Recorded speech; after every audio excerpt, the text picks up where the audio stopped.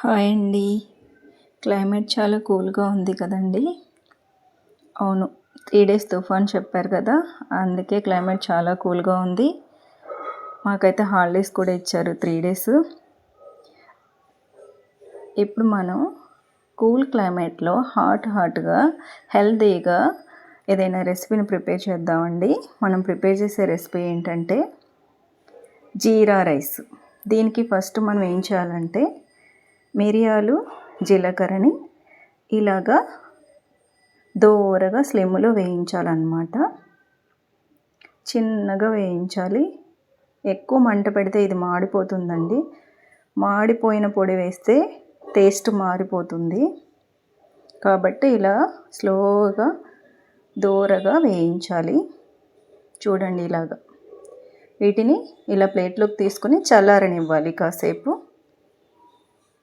తర్వాత మిక్సీ గిన్నెలోకి తీసుకుని చిన్న మిక్సీ జార్లో కొంచెం బరకగా ఇలా నేను చూపించినట్టుగా పొడి చేసుకోవాలన్నమాట. దీన్ని కూడా ఒక ప్లేట్లోకి తీసుకుంటాం. ఇప్పుడు మనం పక్కన పెట్టుకొని ఉంచుకోవాలి. చూడండి, కొంచెం బరకగానే ఉంది ఇది, మరీ మెత్తగా ఏం లేదు. తర్వాత వెజిటబుల్స్ అన్నీ కట్ చేసుకుని ఉంచుకోవాలన్నమాట. మనం క్యాబేజీ, బఠానీ, పచ్చిమిర్చి, capsicum, beans, spring onions, carrot, అలాగే పుదీనా, కొత్తిమీర, కరివేపాకు, ఇవండి వెజిటబుల్స్. ఫస్ట్ మనం కడాయి పెట్టేసుకొని ఆయిల్ పోసుకోవాలి. ఏ ఫ్రైడ్ రైస్కైనా సరే కడాయి అనేది చాలా చాలా చాలా ఇంపార్టెంట్. అది ఐరన్ కడాయి అయితే ఫ్రైడ్ రైస్ టేస్ట్ చాలా బాగుంటుంది. చూడండి, ఇప్పుడు మనం ఈ ఆయిల్ అంతా వేడెక్కిన తర్వాత వన్ బై వన్ వెజిటబుల్స్ని ఎలా వేసుకుంటున్నామో చూడండి. స్లోగా వేసుకోవాలి.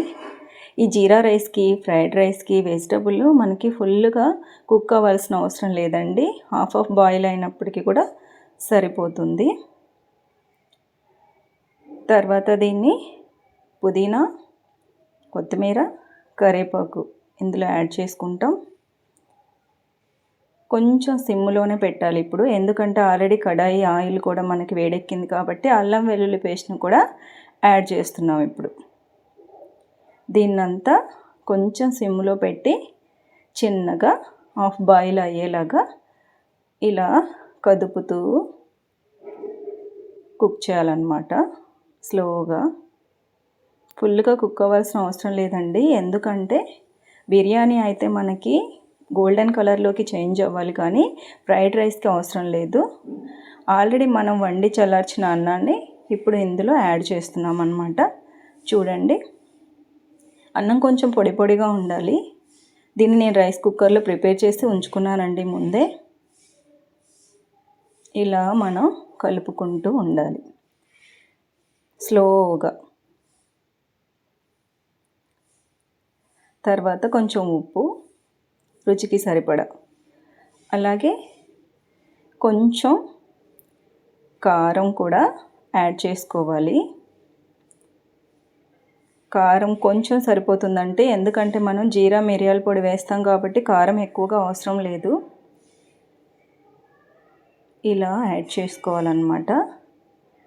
దీన్ని బాగా కలుపుతూ కొంచెం మంట ఇప్పుడు మనం పెంచుకోవచ్చు, ఎందుకంటే రైస్ అనేది ఫ్రైడ్ అవ్వాలి కాబట్టి. ఇలా మనం కలుపుకుంటూ దీనిలోనే వెనిగర్, అలాగే సోయా సాస్ను కూడా యాడ్ చేసుకుంటాం అన్నమాట. అంతే, ఇంకా ఏ సాస్లో అవసరం లేదు, జస్ట్ వెనిగర్, సోయా సాస్ అంతే. ఈ రెండిటిని యాడ్ చేసుకుని కొంచెం మంట పెంచుకొని ఇలా కలుపుకుంటూ ఉండాలన్నమాట. ఈ అన్నం మొత్తం కలిసి ఫ్రైడ్ అయ్యే వరకు కూడా మనం ఇలా కలుపుకుంటూ ఉండాలి. ఫ్రై బాగా అవ్వాలి రైస్, లేదంటే పచ్చి వాసన వస్తుంది. చక్కగా ఫ్రై అవ్వాలండి. ఇక్కడ మనం మిరియాల పొడిని యాడ్ చేసాం కదండి. ఈ వర్షాకాలంలో జలుబు, దగ్గు ఇలాంటివి ఏమీ రాకుండా ఉండడానికి జీరా మిరియాల పొడిని యాడ్ చేసి జీరా రైస్ని చేసామన్నమాట.